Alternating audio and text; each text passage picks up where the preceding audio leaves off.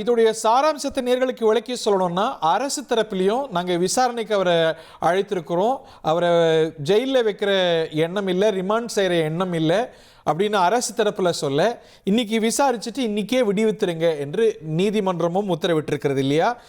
இந்த வாத பிரதிவாதங்கள் பற்றியும் இந்த உத்தரவுடைய சாராம்சத்தை பற்றியும் விரிவாக சொல்லுங்க சுரேஷ்.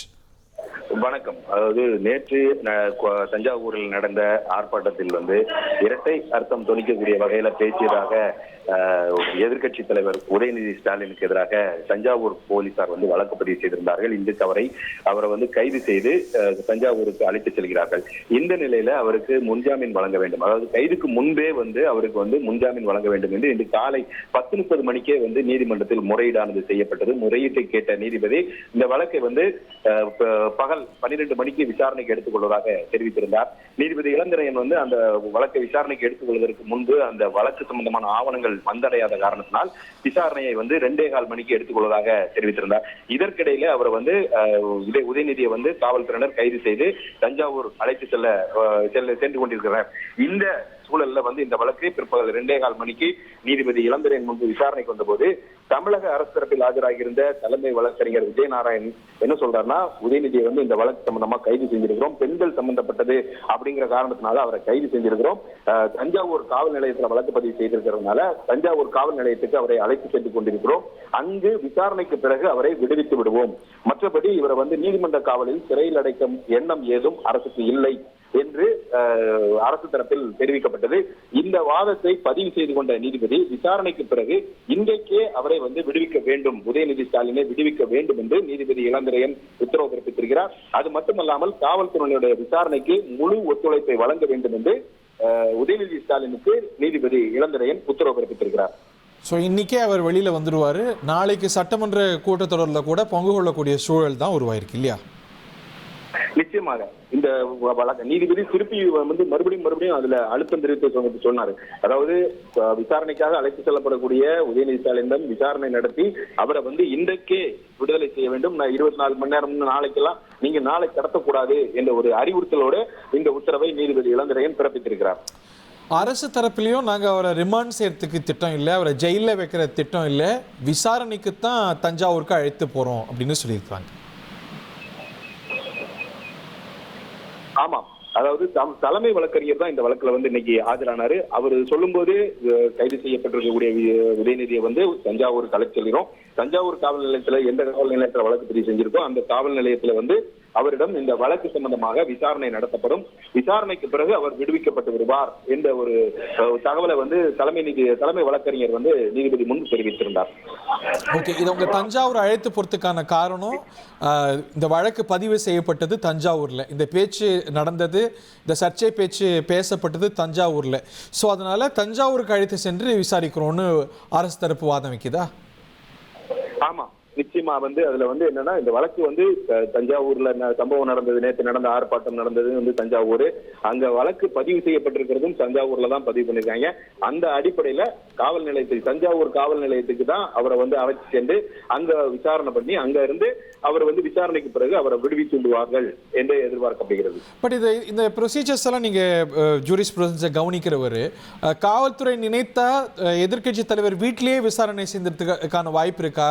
வழக்கமான ப்ரொசீஜர் என்ன? காவல்துறை எங்க பதிவு செய்திருக்கோ வழக்கு அங்க கூட்டிட்டு போய் தான் விசாரிப்பாங்களா? இந்த பொதுவா குற்ற விசாரணை முறை சட்டம், முந்தைய குற்ற விசாரணை முறை சட்டத்துல திருத்தம் கொண்டு இப்போ BNSS அவர் கொண்டு வந்திருக்காங்க. அந்த சட்டத்தின்படி இப்போ ஒரு வழக்குல ஒருத்தரை கைது செய்யறதுக்கு முன்னாடி அவர்கிட்ட அவருக்கு சம்மன் அனுப்பி காவல் நிலையத்துக்கு வரவழைத்து விசாரிக்கணும். அப்படி ஒரு நடைமுறை இருக்கு. அந்த அடிப்படையில இவரை கொண்டு சென்றிருக்கலாம் என்று கூறப்படுகிறது. ஓகே, இன்னைக்கு விசாரணைக்கு பிறகு இன்றே அவர் வெளியாகிடுவார், அவருடைய கைது நடக்க போவதில்லை, he is not going to be imprisoned அப்படின்னு நமக்கு தெரிகிறது. பட் இதே வேளையில் வந்த செய்திகள் என்னென்னா, அவர் தஞ்சாவூர் நடுவர் மன்றத்தில் ஆஜர்படுத்துறதுக்கான முயற்சி இருக்குது அப்படின்னு. ஸோ அது நடக்க வாய்ப்பில்லை இல்லையா? ஸோ அவர் தஞ்சை காவல் நிலையத்துக்கு கொண்டு போய் அவர்கிட்ட விசாரணை செஞ்சுட்டு மீண்டும் அவரை விடுவிச்சிருவாங்க. ஆமா, அவரை வந்து இந்த வழக்குல கைது செய்து சிறையில் அடைக்க வேண்டும் என்ற ஒரு எண்ணம் அரசுக்கு இருந்திருந்தால், அதை காவல்துறைக்கு இருந்திருந்தால் அவரை வந்து கைது செஞ்ச 24 மணி நேரத்துல வந்து சம்பந்தப்பட்ட ஜூரிஸ்டிக்ஷனல் கோர்ட் நீதிமன்றத்துல வந்து மேஜிஸ்ட்ரேட் நீதிமன்றத்துல ஆஜர்படுத்தணும். அப்படி ஆஜர்படுத்தும் போது அவரை வந்து 15 நாட்கள் மினிமம் வந்து 14 நாட்கள் வரைக்கும் அவரை வந்து நீதிமன்ற காவல்ல வைக்க முடியும். அது சட்டத்துல வந்து அதுக்கு இடம் இருக்குது. ஆனா அது மாதிரி நாங்க எதுவும் பண்ணல, ரிமாண்ட்ல வைக்கல.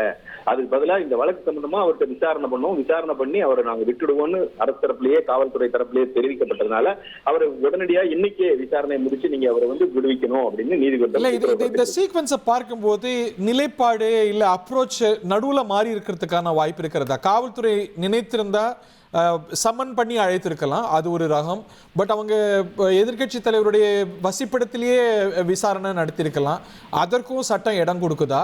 இப்போ ஒரு மாற்றம் அந்த அப்ரோச்சில் இந்த ஒரு நீதிமன்றத்தெல்லாம் நாடப்பட்டிருக்கிறதுனால இல்லை நாங்கள் கைது செய்யலை, நாங்கள் சிறையில் அடைக்கலை அப்படின்னு ஒரு ஆஃப்டர் தாட்லாம் அணுகுமுறை மாறி இருக்கிறதுக்கான சூழல் இருக்கா?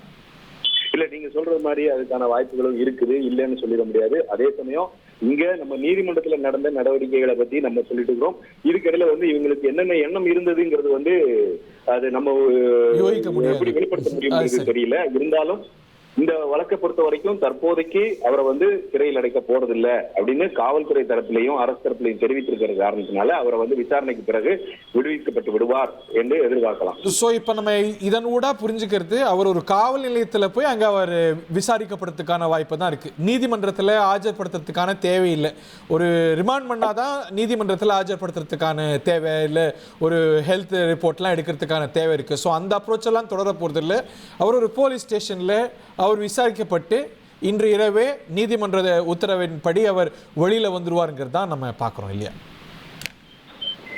நிச்சயமா இதுல பொதுவா இன்னொரு விஷயம் பார்க்கணும். என்னன்னா இப்ப வந்து அவரை வந்து நீதிமன்ற காவல்ல அடைச்சி அதுக்கு பிறகு போலீஸ் காவல்ல விசாரிக்க வேண்டிய ஒரு எந்த சூழலும் இந்த வழக்கில் எழல. ஏன்னா இவர் பேசுனது எல்லாமே பொது தளத்துல இருக்குது.